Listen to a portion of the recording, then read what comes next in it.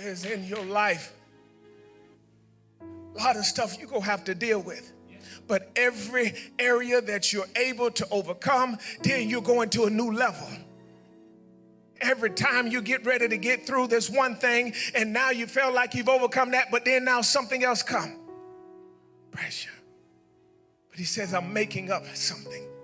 He says that when that diamond, it is a stone that is not to be desired. We can look over it and we can look at that stone and we can say that I don't want it, because all we want is the stuff that looks good. Trying to be something we're not. We're looking at social media and we're seeing what other people are doing. We want to be like them. We want to emulate everything that's not of God. Pressure. Get into a place in life and we're finding ourselves stuck, and now everything around us has changed. The people have changed, and now we're sitting on the outside because we've missed your moment. Pressure. When will you understand that what God has in store for you, what he is laying out for you, and what he is trying to get us to understand? But then we get caught up with the effects of life pressure. But then I understand something. Psalms 27:1. The Lord says, the Lord is my light and my salvation. Whom shall I fear? The Lord is the strength of my life. Whom I shall be afraid. I'm more afraid of not pleasing God than trying to please man. I'm more afraid of missing my moment that I'm going to get to heaven and end up in hell. I'm more afraid of trying to be in the in crowd, yes, and understanding that I'm still on the out crowd. Pressure. But when we can hold our position, the book of 1 Samuel, the 17th chapter, you see that now David is in this place. You see that David now is running up to some issues that he realized that what I am dealing with is bigger than just me. Yes, sir. I am dealing with somebody, yes, sir, who is coming against everything that I believe. I know that it was God that was with me in the wee hours of the night. I know that it was God that was with me when I was laying up under that tree writing all of those poems. I know that it was God that was with me when I was writing those poems and I was saying, God, create in me a clean heart and renew a right spirit in me. Yes, sir.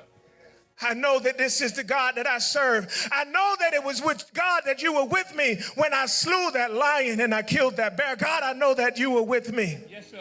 Some of us have forgotten that when God was there with you when nobody else was there. Yeah. You forgot about when you cried out when you was in those prison bars and you said, God, will you deliver me out of this place? You forgot about when you went to the doctor and the doctor said you may have HIV and you prayed and you told God, Lord, let it not be. You forgot about when somebody put that gun to your head. Yes, sir. Yes, sir. Yes, sir. You forgot. So now you're faced with your Goliath. What are you going to do? You're faced at the moment that you're saying that, God, I got to make a decision.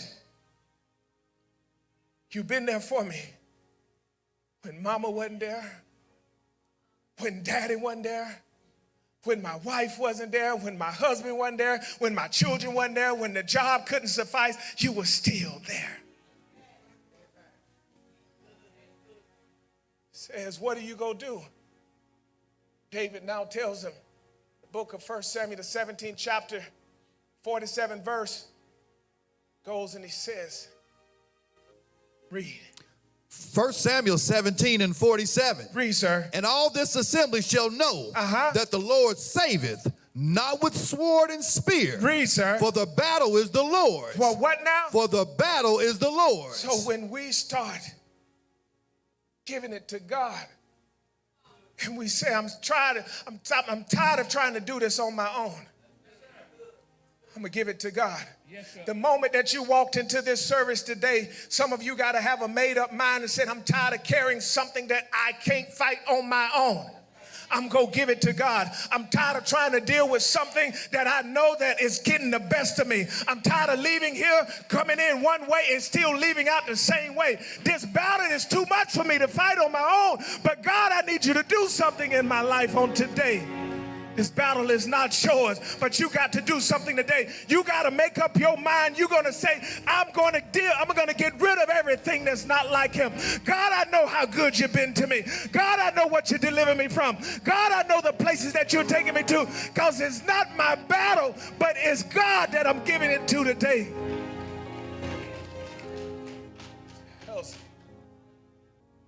Goes and David said, God, I know you're going to be here with me. You've been there with me all this time. Yes, sir.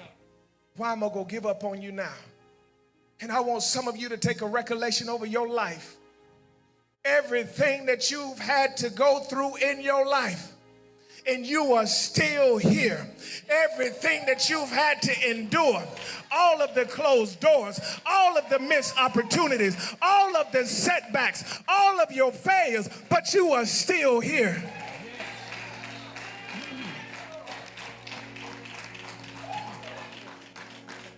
And we got the audacity to come into God's house and to look for somebody else to cheerlead us. You got the audacity to come into God's house and to get somebody else to tell you to clap your hands. You got the audacity to sit there with your mouth all stuck out and you sitting there acting like you better than anybody else, that you ain't never been through nothing, that God ain't never took you through nothing. You got the audacity to come into God's house and not give him what belongs to him. How dare you?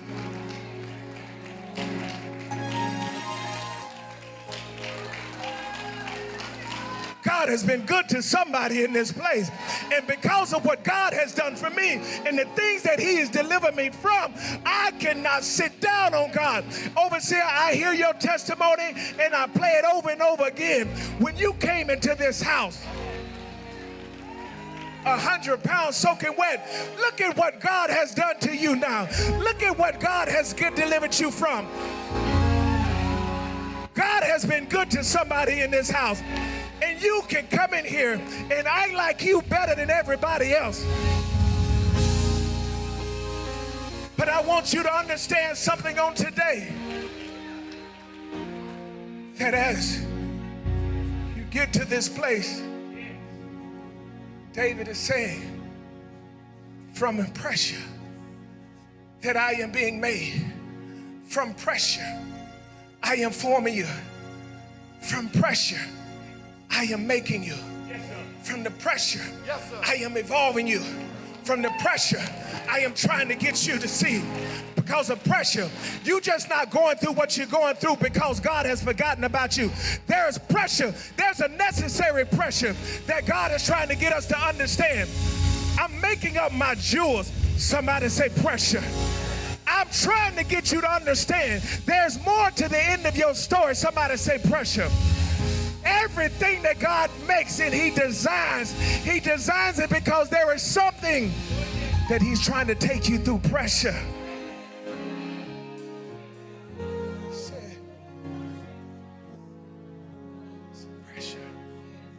Pressure. You're sitting there and you're saying, why, Lord, why? Pressure. I see the world pulling back on me, Sister Brenda. Why? Trying to call me back out to the streets. Why? Yes, sir. Pressure. Yes, sir. Trying to get me to go back to do the same things that I used to do. Pressure. Why? Lord, just let me be free of all of this stuff.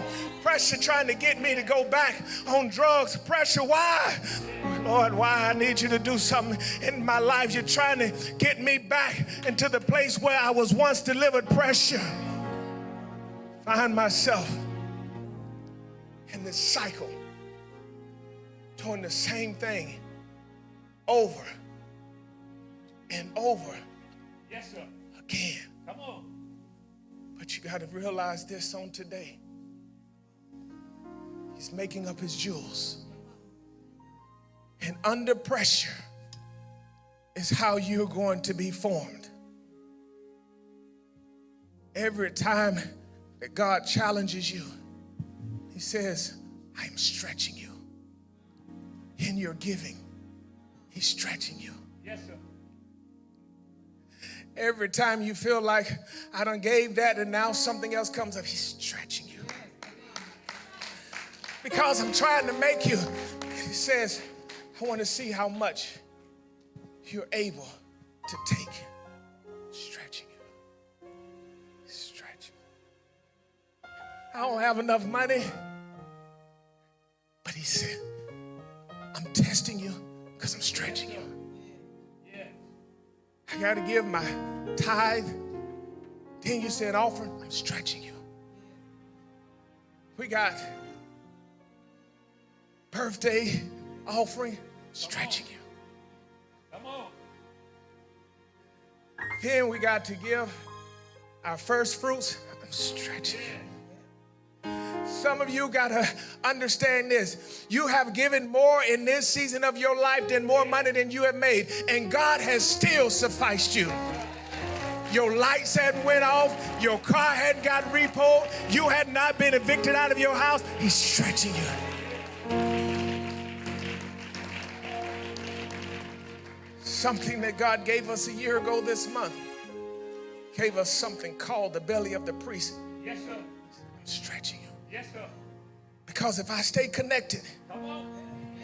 if I stay connected, if I stay connected, if I stay connected, if I stay connected, y'all gonna understand if I stay connected. But the moment that I lose my connection, then I start dying. Then I start experiencing things that I know I shouldn't. I gotta stay connected.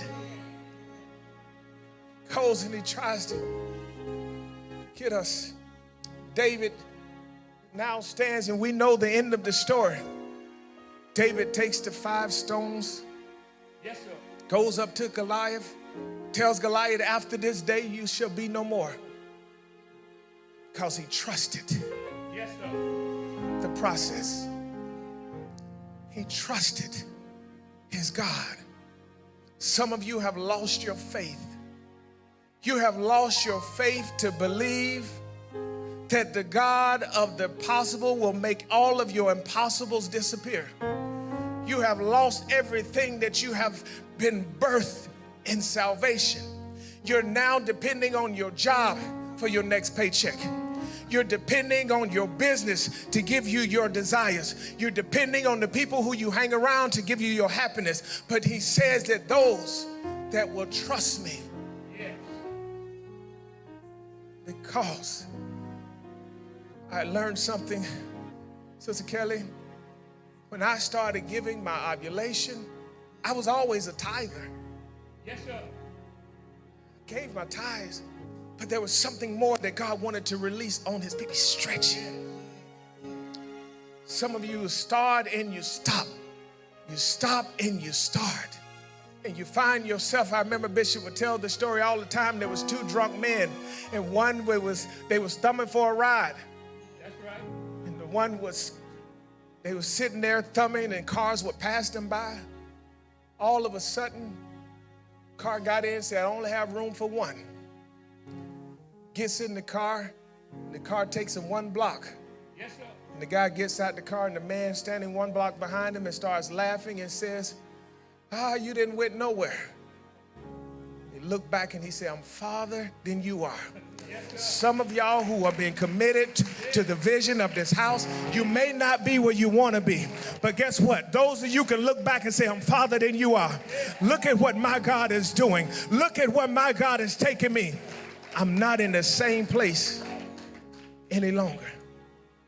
I'm getting ready to close, but the writer tells us in the book of 2 Corinthians, the 4th chapter, 16th verse.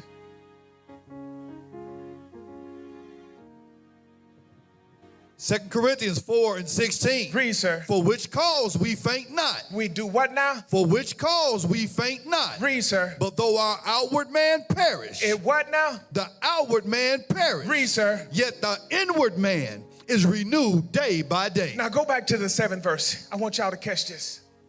But we have this treasure in earthen vessels. What kind of treasure? That the excellency of the power. So God is saying that there is a treasure. Yes. For those that will believe. Come on. And in this treasure, he's showing us, he says, that if those of you who will believe, go to the 7th verse, put the 7th verse on the screen. And those of you who will understand, Yes, sir. he says that the power may be of God and not of us. 8th verse. And when he goes and he shows us, he said, we're troubled on every side. Distressed. You are perplexed, but not in despair. This is somebody's testimony. 9th verse. Yes, sir. Then he says, persecuted, but not forsaken. Cast down, but not destroyed. Next verse. He said, always bearing about the body, the dying of our Lord Jesus, that life also of Jesus might be made manifest in our body. Because when I see that I know I'm going to have to go through some good days, some not so good days, but I'm not going to stop. The moment that you start stopping along the way, the moment that you start giving up, and I'm going to tell you this last story and I'm done. It's a father and a son that went out on a fishing adventure. And as they were out, they didn't watch the weather report. They missed all of the signs. But a storm came.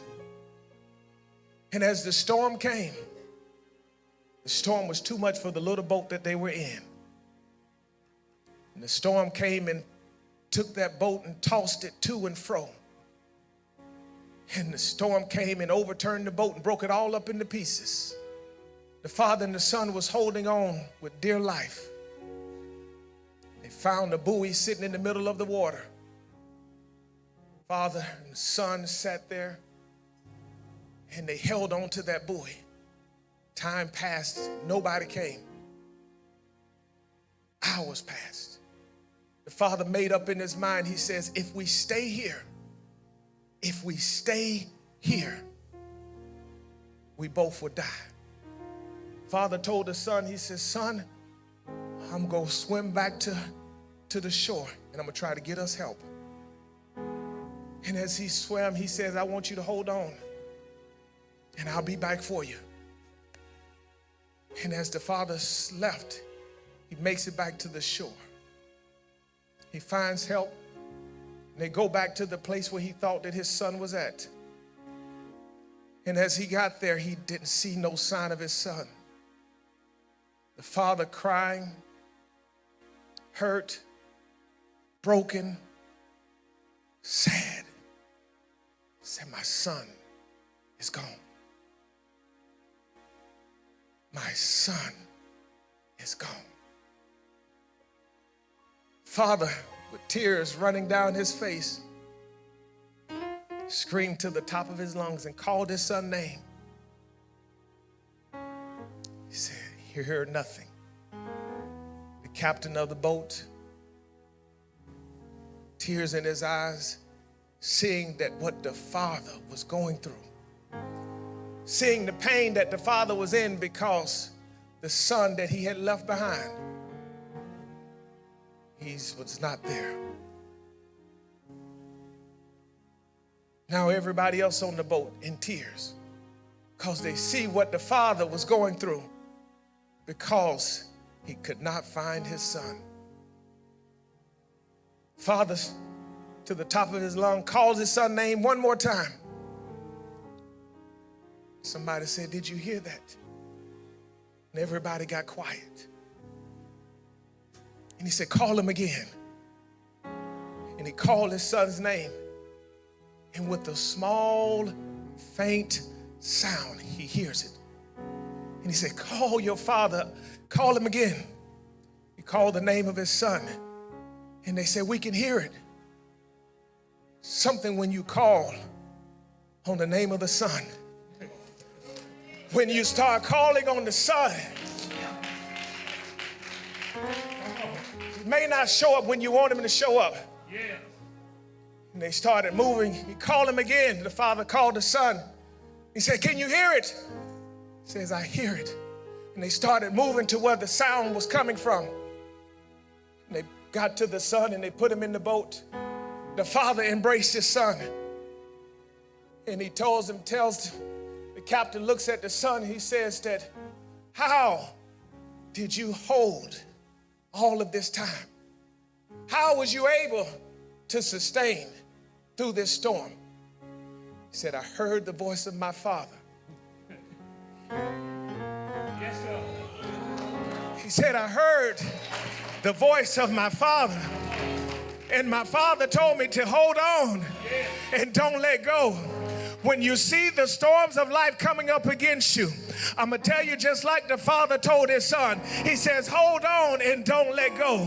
When you see that things are coming up against you, I'm telling you today to hold on and don't let go. Somebody got that kind of praise in this house this morning. That when you can listen to the voice of your father, and your father is telling you that you can make it. Your father is telling you that the storms of life may come. The winds may roll. Trouble is coming up against you. Your back may be up against the wall. But I need somebody today say, "I'm holding on and I won't let go." I know it may not feel like it. I know you may not see it. But somebody today is going to hold on and don't let go. Trials may come, troubles may come, the wind may blow, your bills against you, your car got repoed, your house is in foreclosure, but somebody today, say it with me, I'm going to hold on. Somebody said, I'm going, and I won't let. But that's the moment you start giving God praise. When you start saying, I'm ready to go. When you start saying that I'm holding on. My faith and my trust is in my Lord. I'm holding on and I won't let go. I'm holding on and I won't let go.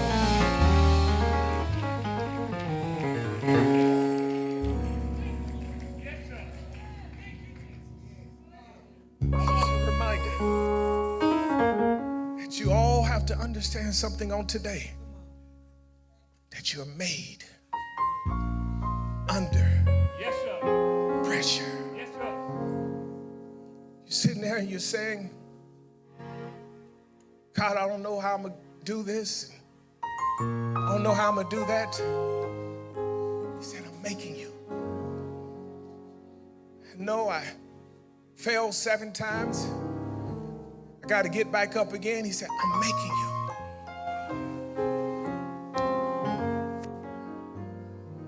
If I'd have gave up along the way, Gerald, I wouldn't be standing here today. Yes, sir. Moment in your life where you feel that what you're going through is not significant. What the Father sees that what you're going through, but all He's telling you is hold on and don't let go. The enemy biggest attack, Brother Hill, He wants us to get us to a place where he's saying, you don't need to come to church. You don't need to give into the offering. You don't need to be a blessing to your leaders. You're barely making it. But you say, wait a minute. Because of his yes, I'm here, Sister Kathy. Because of his yes, I'm standing today. Joe, the wind's gonna blow. Storms gonna rage. But there's a healing that is coming to your body. I mean, on the words of our bishop, your body is gonna be made whole. Y'all don't understand something. Some of y'all somebody should have did a lap right there. Because if God can heal of a stroke, if God can deliver and make a body whole again, say, hold on and don't let go. But I want you to challenge everybody in this place right now. God just spoke something to me. And he says, there's something that I'm going to release over this house.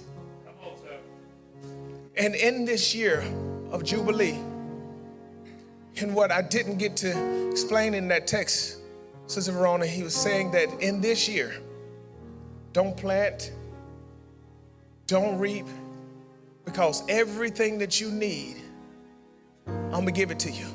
Yes, sir. There's a rest that's coming to the people of God. There's a rest that you've been laboring, you've been toiling, you've been working on that vision, and you've been working on that seed that you've been planted and been trying to get it to manifest, and you've said, I've been watering it, I've been fertilizing it, but I still have not seen it manifest. But he said, this year, in this year of Jubilee, Pastor Nancy, I said, when God revealed that to me, this is 25, 75. He said, this is, we've been talking Jubilee, we even declared a whole year. He said, but this is the year of Jubilee. And he said, everybody who is connected to this branch, everybody who is connected to this branch, say your leaves won't wither, they won't fail. But right now, God is saying to me, he said that some of you needs a release. And this release comes because of your stretch. And some of you, I saw Dr. Brenda do this last week. She said that God told her that what your normal giving, that there's a double that God is requiring. And those of you who responded to that, you've seen so far, you have not missed a beat. God always sustained, but what if David would have gotten to the place when he reached his Goliath and he backed up on God? God is trying to pull something out of each and every one of us. And as he's doing it, he's stretching you. Some of us have gotten to a place where we put God on a budget. But God said, if you would trust me on today and stretch, that I am going to release something into the lives of my people, because this is the year that you don't have to work for it. All you got to do is just believe me. And as you believe me, I'm going to bless you in abundance like you've never been blessed before.